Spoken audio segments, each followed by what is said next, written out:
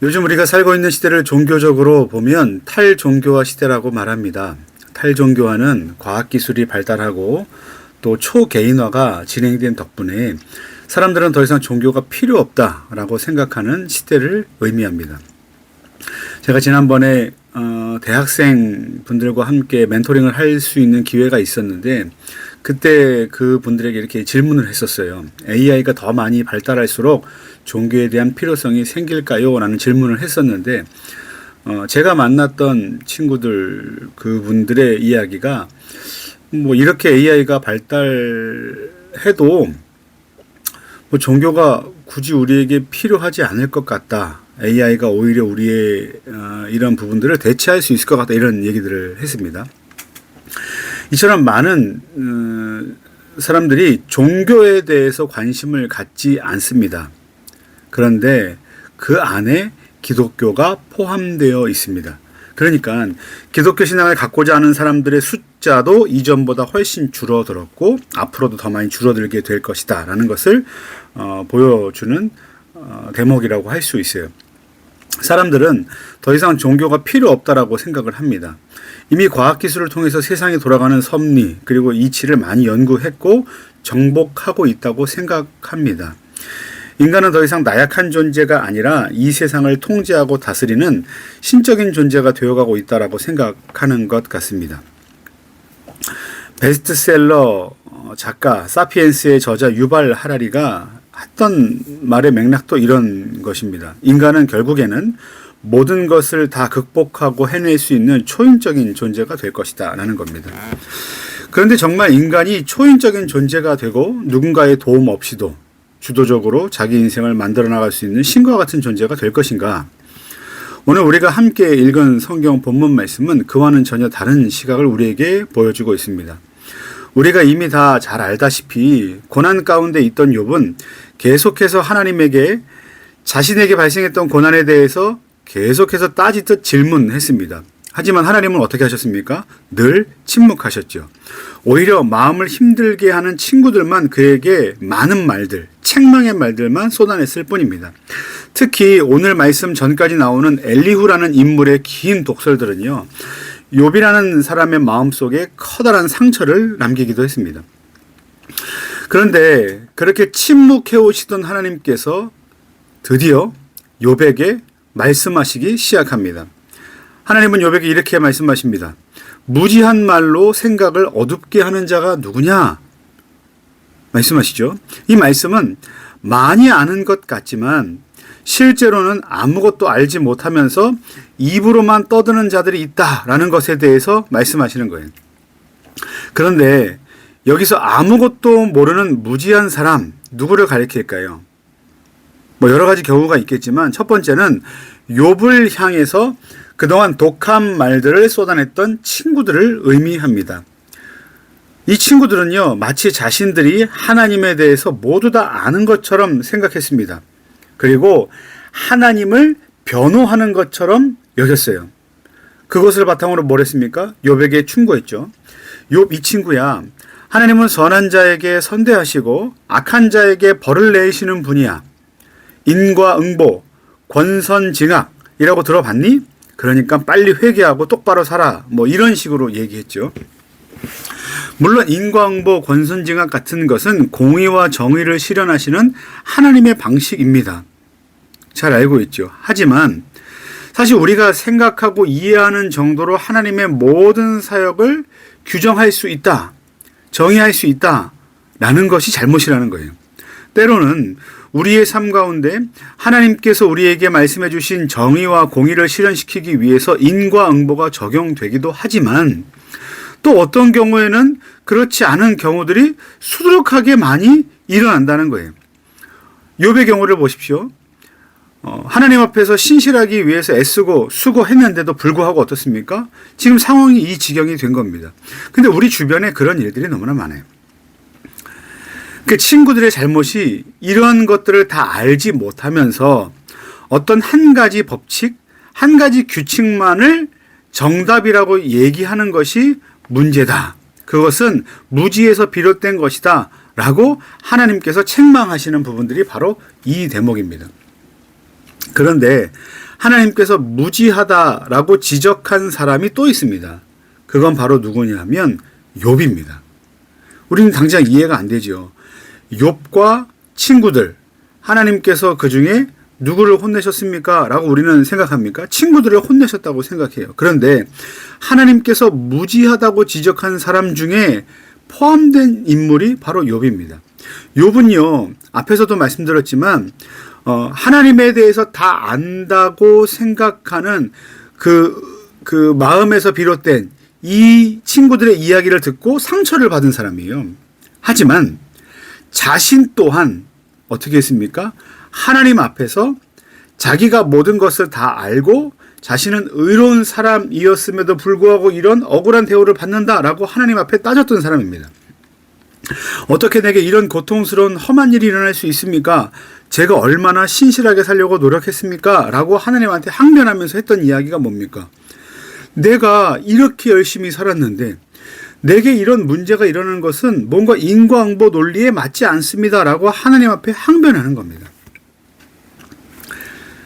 하나님께서 그런 무지한 자들을 특히나 욥에게 하시는 말씀이 무엇인지 아십니까? 너는 대장부처럼 허리를 묶고 내가 너에게 묻는 것을 대답하라 라고 하나님께서 다시 말씀하시는 거예요. 그러니까 첫 번째는 무지한 말로 생각을 어둡게 하는 자가 누구냐라고 규정하시고 지명하시고 묻는 거죠. 너는 이제 무지한 말을 멈추고 대장부처럼 허리를 묶고 그러니까 마음 단단히 먹고 내가 너에게 많은 질문들을 할 것인데 그 질문들의 답을 해줬으면 좋겠다라고 하나님께서 말씀하신다는 거예요. 그러면서 하나님께서는 여러 가지 자연 법칙들에 대해서 설명하십니다. 마치 뭐 과학책이나 아니면 우리가 뭐 물리, 뭐 자연, 또 뭐가 있을까요? 뭐 생물, 뭐 이런 것들을 보는 것 같은 많은 자연 법칙에 대한 이야기들을 하나님께서 하고 계세요. 이제 욥기 38장 전체에 이제 이런 내용들이 나와 있는데 오늘 본문에 나오는 내용들은 이렇습니다. 첫 번째, 하나님께서 창조와 섭리의 역사를 주관하시는 능력자가 되신다. 그 두 번째는 그런 하나님이 주관하시면서 다스리시는 그 통치를 욥은 따라할 수 없다라는 것을 강조하세요.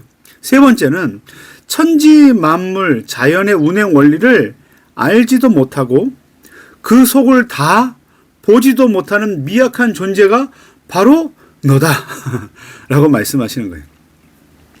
그런데 한번 생각해 보십시오. 욥은 이런 질문을 했어요. 내가 이렇게 살았는데 왜 이런 고통을 주십니까? 와 같은 질문을 했어요. 그런데 지금 하나님의 대답을 보십시오. 전혀 상관없어 보이는 동문서답의 대답들을 주고 계신 겁니다. 하늘을 보라, 땅을 보라, 바다를 보라, 나중에는 동물들도 보라, 뭐 이렇게 말씀을 하시는 거예요. 이것은 그 동문서답인 것처럼 보이지만 사실은 우문현답이라고 할 수 있어요.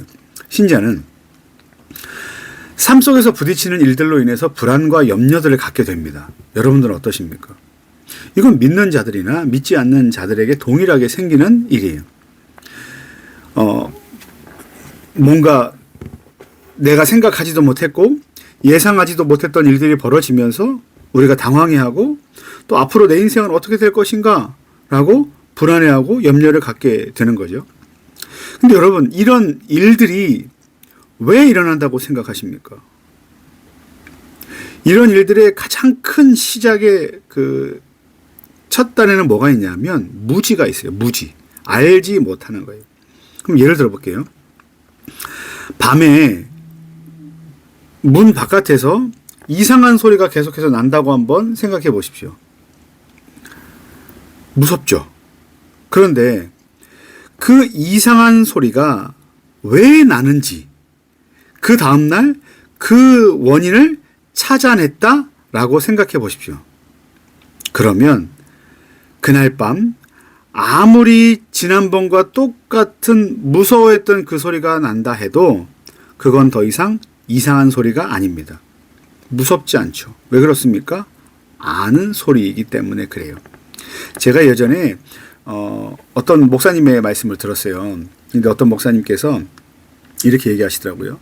이제 산 장 같은 이렇게 좀 이렇게 외 떨어진 곳에 들어가서 사셨대요. 근데 그곳에서 사실 때 첫날 밤에 너무 무서웠다는 거예요. 모르는 소리가 너무나 많이 나요. 근데 어느 날 지붕에서 뭐 이런 소리가 나다는 거죠. 그래서 도대체 이게 뭔가, 이게 무슨 소린가 무서워하시다가 그 다음날 아침에 나가봤더니 집 위로 나 있는 뭐 버드나무 가지인가 이렇게 커다란 나뭇가지가 있는데 그게 바람이 불면 천장 지붕을 이렇게 쓱 한번 왼쪽에서 한번 오른쪽에서 한번 이렇게 쓸어 내린다는 거예요. 그러니까 몰랐을 때는 그것이 무서운 소리였는데 알고 나니까 이제는 다 아는 소리. 지금은 나무가 우리 집을 이렇게 잘 보듬어주고 있구나, 쓰다듬어주고 있구나라고 생각하신다 그러더라고요. 그래서 사람들은요, 이런 불안한 마음과 염려들을 없애기 위해서 어떻게 합니까? 세상을 더 많이 연구하고 탐구하는 거예요. 그렇게 탐구한 덕분에 과학기술이 발전하고 또 의학, 뭐 생명공학, 자연과학, 사회과학, 뭐 또 건축, 뭐 우리가 하고 있는 많은 데이터, 뭐 이런 여러 눈부신 그 성과들이 바로 이와 같이 알지 못하는 것으로 인한 불안과 염려를 없애기 위해서 지금 여기까지 온 겁니다. 그래서 사람들은 우주로도 올라가고요, 바닷속으로도 들어가고요, 그리고 하늘 높이 떠서 그 공간들을 연구합니다. 그리고 양자역학이라 해서 그 전에 고전 물리학에서는 눈에 보이는 것들까지만 연구했지만 지금은 눈에 보이지 않는 영역까지 연구를 하고 있는 중입니다. 그래서 뭐 양자 위성, 뭐 양자 컴퓨터, 뭐 이런 것도 만들어내죠. 근데 우리가 그렇게 많은 것을 알아냈다고 해서 우리가 진짜 다 알고 있는 것인가? 사실 그거는요, 온 우주 영역 그 전체로 보면 우리가 알고 있는 모든 것을 다 합해도, 뭐 제가 알고 있는 게 아니라 뭐 철수와 영희와 홍길동과 누가 이 세상에 오고 오는, 아니면 왔던 이미 많은 사람들이 갖고 있었던 지식들을 다 모아놓는다 해도 온 우주 영역 전체로 본다면 몇 퍼센트에 불과합니다. 그래서 우리가 알지 못하는 수많은 다른 영역들을 뭐라고 말하는지 아십니까? 암흑 물질, 암흑 영역이라 그래요.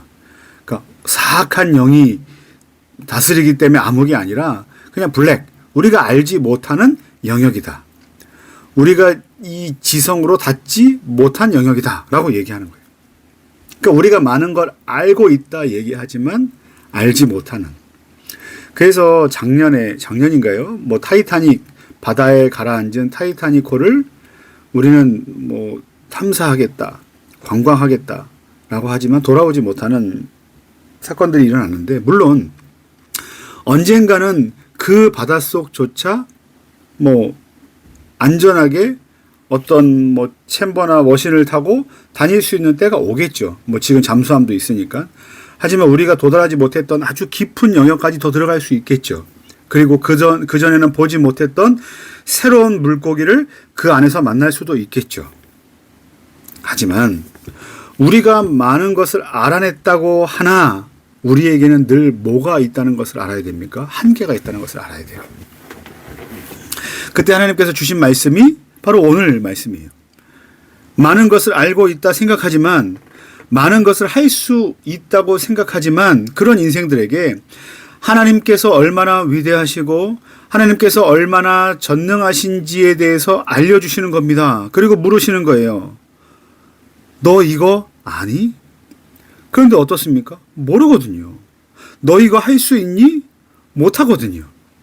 왜냐하면 이해가 부족하고 또 인간이 나약하고 연약하고 능력 없는 존재이기 때문에 그렇습니다. 그러니까 하나님께서 너는 허리를 단단히 허리띠를 묶고 내가 너에게 하는 질문들을 이제 대답하면 좋겠다라는 그 질문의 의도 안에는 어떤 것이 있냐면, 너가 많은 것을 알고 있고 너가 많은 것을 할 수 있다고 생각하나 정작 하나님이 얼마나 전능하시고 너가 얼마나 무능력하며 너가 무능력해서 하지 못하는 그 영역들을 하나님이 얼마나 아름답게 통치하시고 다스리시고 섭리하신다는 것을 너는 알아야만 한다 라고 하나님께서 말씀하시는 거예요. 이 말씀은 욥에게 내가 세상을 완벽하게 이해하고 통제할 수 없다 라는 것을 보여주는 그 메시지입니다. 그때 욥은 알게 되겠죠. 아, 내가 그동안 내가 아는 세상이 전부라고 생각했는데 우물 안에 개구리였구나. 우물 안에 개구리는 자기가 보는 하늘, 자기가 보는 벽, 자기가 노는 물이 세상의 전부인 것처럼 여겼습니다. 하지만 그 개구리가 어찌어찌해서 그 세상 밖으로 나왔을 때, 우물 밖으로 나갔을 때 자기가 그동안 경험해보지 못했던 땅과 그리고 바람과 그리고 거기에 내리는 비와 눈과 또 거기서 마주하는 많은 다른 생물들과 맞이하게 될 때마다 아, 내가 아는 것이 전부가 아니구나. 나는 엄청나게 부족한 그 민물들 중에 하나였구나 라는 것을 깨닫게 된다는 거지. 그러면 오늘 말씀을 이제 대한 우리는 어떻게 우리에게 주어진 현실을 살아야만 할까요? 지금 여러분들의 현실이 어떻습니까? 어렵죠. 앞에서도 말씀드렸지만 불안하고 염려가 가득 찹니다. 특히나 지금처럼 이 경제적인 상황이 어려운 때 나는 이제 앞으로 그동안에 사용했던 모든 이 지출을 이제는 줄이겠다. 이거는 먹지 않겠다. 이거는 사지 않겠다. 이거는 입지 않겠다. 라고 이제 결단하는 아주 혹독한 경제적 한파가 지금 몰아닥쳤습니다. 왜 주머니를 닫아 잠글까요? 앞으로 어떤 일이 벌어질지 알지 못하기 때문에 그래요. 사실 몇 년 전까지만 해도 이 시대의 트렌드가 뭐였습니까? MZ의 트렌드가 뭐였어요? 욜로 아닙니까? 어려워도 지금의 즐거움과 지금의 기쁨을 위해서 쓰자. 저축보다는 여행.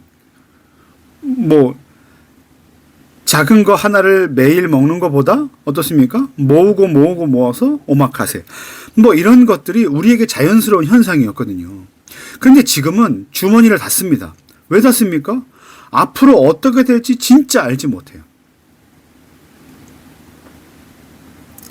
그러니까 이 혹독하고 어려운 현실들을 지나면서 모든 것이 꽁꽁 다 얼어붙은 이 현실, 우리가 할 수 없는 영역, 이때 우리가 살아갈 방법이 필요한데 여러분들 어떤 마음을 가지고 살아가시겠습니까? 어떻게 이 시간들을 돌파하시겠습니까? 그 메시지로 오늘 세 가지 하나님께서 우리에게 주시는 메시지가 있는데 첫 번째는 하나님 앞에서 겸손해야 한다라는 겁니다. 여러분 오늘 욥을 향해서 하나님께서 주신 말씀들이 뭐예요?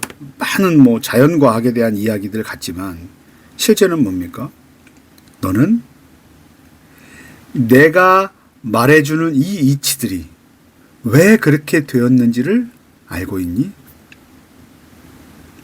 물론 거의 한 4, 5천 년 전에 주고받은 이야기이기 때문에 그동안 목사님 4,000년, 5,000년이 지나도록 많은 과학기술이 발전했기 때문에 지금 이것은 욥이 살 당시의 이야기이지 지금 이 얘기를 하면 좀 맞지 않습니다. 라고 하지만 여전히 우리는 한계가 있어요. 사람들은 사람이 세상의 주도권을 다 쥐고 있고 사람이 생명 연장의 기술까지 얻게 되면 더 이상 죽지 않는 불로장생의 꿈을 실현시킬 거라 생각하지만 아직 그리고 어떻게 라는 부분들이 남아 있습니다. 또한 그렇게 영원토록 산다는 그 삶을 인간이 만들어냈다 해도 거기에는 또 문제가 발생합니다. 뭐 빈부격차라든지 아니면 윤리라든지 우리가 알지 못했던 또 다른 새로운 차원의 문제들이 거기서 발생하고 그로 인해서 또 다시 고통 가운데 빠지게 될 겁니다. 그러니까 사람은 뭘 고백할 수밖에 없습니까? 하나님 앞에서 겸손을 고백할 수밖에 없어요. 예전에 어거스틴이 제자들에게 이런 질문을 받은 적이 있습니다. 선생님, 그리스도인들의 최고의 덕은 무엇입니까? 어거스틴이 대답합니다. 첫째는 겸손, 둘째는 겸손, 셋째도 겸손. 제자들이 질문합니다. 그러면 선생님, 겸손의 반대말은 무엇입니까? 겸손의 반대는 교만이다. 그럼 선생님, 교만이란 무엇입니까? 교만은 자기가 지극히 겸손하다고 생각하는 것이 교만이다. 여러분, 우리는 우리의 인생을 다 알고 있다 생각합니다. 물론 그리스도인이기 때문에 겸손, 겸양, 뭐 많은 것들 우리가 이야기할 수 있죠. 하나님, 저는 다 알지 못합니다. 저는 다 할 수 없습니다. 라고 얘기하지만 사실 진짜 우리의 내면엔 하나님 앞에서 겸손한다라고 말할 때 그 겸손이 아닌 경우들이 너무나 많습니다. 근데 그건 누구만 알 수 있습니까? 저와 하나님만 아실 수 있죠. 사랑하는 성도 여러분, 지금 여러분들은 하나님 앞에서 겸손한 마음을 지니고 계십니까? 가장 낮은 마음. 우리가 많은 것을 알고 있다 말하지만 많은 것을 알고 있지 못하다 생각하는 마음. 이거는 자존감하고는 다른 문제예요. 자존감은 그냥 낮은 것이지만 이 겸손은 진짜 하나님이 어떠하신 분이신지를 알기 때문에 나오는 겸손입니다. 바라기는 삶의 모든 태도를 하나님 앞에서 겸손한 인생으로 견지하시며 살아가시는 저와 여러분들 되시기를 예수님의 이름으로 간절히 축원합니다. 두 번째, 하나님 말씀에 귀를 기울여야 합니다. 하나님 말씀에 귀를 기울여야 해요. 우리는 지금 많은 정보들이 쏟아져 나오는 시대를 살고 있습니다. 마음만 먹고 긁어 모으면 뭐 짧은 시간 안에도 수많은 정보들을 긁어 모을 수 있어요. 또 그것들을 가지고 우리의 이 지성과 뭐 우리의 안에 있는 많은 삶의 영역들을 유용하게 살아갈 수 있습니다. 그런데 정작 우리 인생의 나침판과 방향이 되는 하나님의 말씀은 우리가 채우지 않습니다. 여러분, 우물 안의 개구리는요, 더 많은 것들을 알아야 되고 또 더 많은 것들을 안다고 확장시켜 놓은 그 우물 밖의 개구리도 더 높은 수준과 더 명확한 수준의 지혜와 지식들을 채워 넣어야 되는데 우리가 아는 건 어디까지입니까? 계속해서 우리가 살고 있는 이 땅에 대한 과학, 철학, 예술, 아니면 상식, 일반 사회, 이런 것들로만 계속 가득 채운다고 한 거죠. 근데 그것을 통해서 우리가 살고 있는 삶의 유용함은 만들어낼 수 있으나 우리가 어떤 삶의 목적과 목표를 가지고 살아야 하는가, 특별히 하나님께서 우리를 향해서 어떠한 마음과 어떠한 생각과 어떠한 뜻을 갖고 계신가, 그리고 우리가 구원을 이루기 위해서, 구원을 얻기 위해서, 이루기 위해서는 아니고 우리가 구원을 얻기 위해서 무엇을 해야 하는가, 그리고 구원받은 신자로 계속해서 우리가 어떤 삶을 살아가야 하는가에 대해서 알려주시는 것은 하나님의 말씀이 성경밖에 없어요. 그렇기 때문에 어떻게 됩니까? 우리는 겸손한 마음을 가지고 하나님께서 우리에게 허락하신 그 말씀을 듣는데 열심을 내야만 합니다. 이제 12월 다 마무리되어 가면 우리 안에 죄책감들이 남죠. 내가 성경을 못 읽었어. 못 읽은 것도 있고 안 읽은 것도 있죠. 하지만 여러분, 성경은요, 죄책감을 남기기 위해서 읽거나 안 읽는 것이 아니고요. 그것을 읽었을 때 우리 안에 얼마나 큰 기쁨이 일어날 것인가에 대한 기대를 갖고 읽는 거예요. 그러니까 성경 읽는 것이 우리 안에 뭐라 그럴까요? 고문이 되지 않았으면 좋겠어요. 영적인 고문이 아닙니다. 하나님의 말씀을 읽고 이해하는 건, 그리고 그것을 통해서 깨달음을 얻는 것은 우리 안에 큰 영적인 즐거움과 기쁨이 되어야만 해요. 그래서 이제 2024년도 1월 달을 우리가 이제 맞이하게 될 텐데, 그러면서 다시 한번 좀 시작하면 좋을 것 같습니다.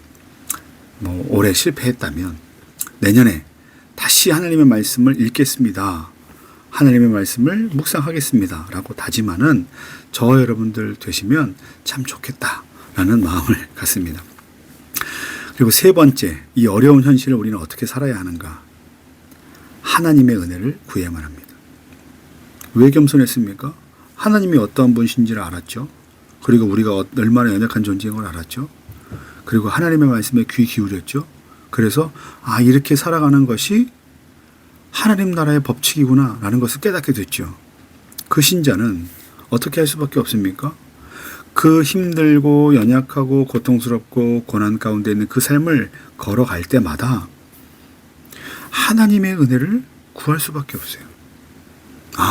이렇게 살아가는 것이 정답인 줄 알았는데, 내가 애쓰고 수고해서 내가 무엇인가를 다 얻어낼 것이라고 생각하며 살았는데, 생각해 보니 하나님의 은혜가 없이는 안 되는 인생이구나 라는 것들을 깨닫게 되면 어떻습니까?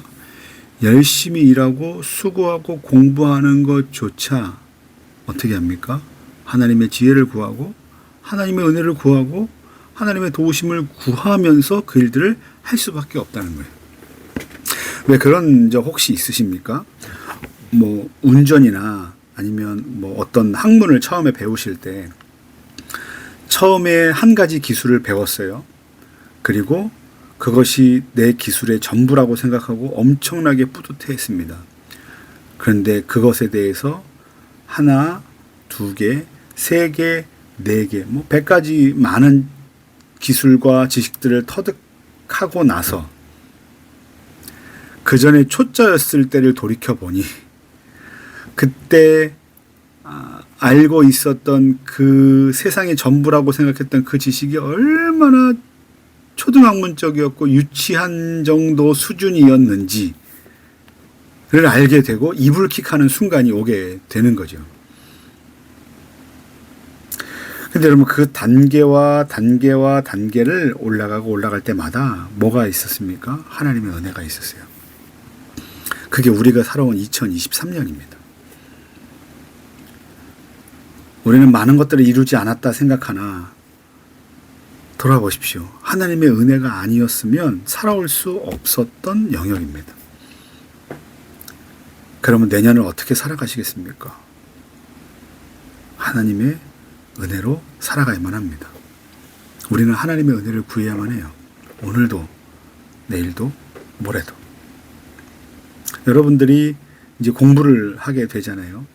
이제 저희 딸 같은 경우는 구구단과 받아쓰기가 그렇게 스트레스인가 봐요. 그리고 또 다른 꼬맹이 녀석은 그림 못 그리는 게 너무나 큰 스트레스인가 봅니다. 그때 할 수 있는 게 뭡니까? 할 수 있는 게 뭐예요? 하나님께 지혜를 구해야죠. 물론 전혀 거기에 주어진 은사가 아닌데도 구한다고 되는 건 아닐 수 있습니다. 할 때마다 그걸 찾아가는 과정이죠. 이게 내 은사인지 아닌지 찾아가는 과정은 분명히 있겠죠. 하지만 내 은사가 무엇인지 정확하게 발견하지도 않은 상태에서 하고 싶으나 할 수 없는 영역들, 이런 성과를 이뤄내고 싶지만 이뤄내지 못하는 성과들을 보면서 우리가 마주할 때마다 뭘 보게 됩니까? 우리의 한계들을 마주하게 되잖아요. 그러니까 예수 믿으면 잘 된다, 예수 믿으면 돈 많이 번다, 이런 의미가 아니라 우리의 한계를 경험할 때마다 여러분 해야 되는 게 뭡니까? 기도하는 거죠. 성령님 우리 가운데 지혜를 주십시오. 성령님 우리 가운데 은혜를 주십시오. 성령님 우리 가운데 이 문제들을 해결하고 건너갈 수 있는 능력을 주십시오. 때로는 다니엘처럼, 다니엘의 친구들처럼 뭐 사자굴에 들어가도, 불 가운데 들어가도 찢겨 상하지 않고 또 불에 타지 않는 그러한 놀라운 일들을 우리가 경험하며 살아가도록 인도해 주십시오 라고 기도하는 것이 자녀된 도리입니다. 혹 우리의 마음의 기도들이 이건 교만한 기도야, 이거는 욕심이야, 아니면 어떨 때는 다 그렇지만 이건 기복적인 기도야 라고 할 수 있어요. 그리고 나중에 멀리 떨어져서 제3자의 입장에서 보면 잘못됐다라고 말할 수 있습니다. 하지만 하나님은 그러한 마음조차도 기도하는 가운데 어떻게 하십니까? 교정시켜 주실 겁니다. 내가 이렇게 기도했지만 이게 하나님의 뜻대로 하는 기도가 아니었군요 라는 마음들을 허락해 주시면서 그 기도를 더 수준 높은 기도로 바꾸어 주실 겁니다. 그때까지 우리가 해야 될 게 뭡니까? 은혜를 구하는 거죠. 사랑하는 성도 여러분, 이제 2023년 어려운 시기를 통과해 오셨습니다. 그리고 2024년을 또 달려가야 합니다. 그때 오늘 하나님께서 욥에게 해주셨던 말씀의 내용과 그 이해를 통해서 하나님 앞에서 겸손하시고 또 하나님의 말씀에 귀를 기울이시고 날마다 하나님의 은혜를 구하면서 남들은 다 어렵다고 말하는 2024년 이 시간을 정말 주와 함께 은혜로 통과해 내시는 저와 여러분들 되시기를 예수님의 이름으로 간절히 축원합니다.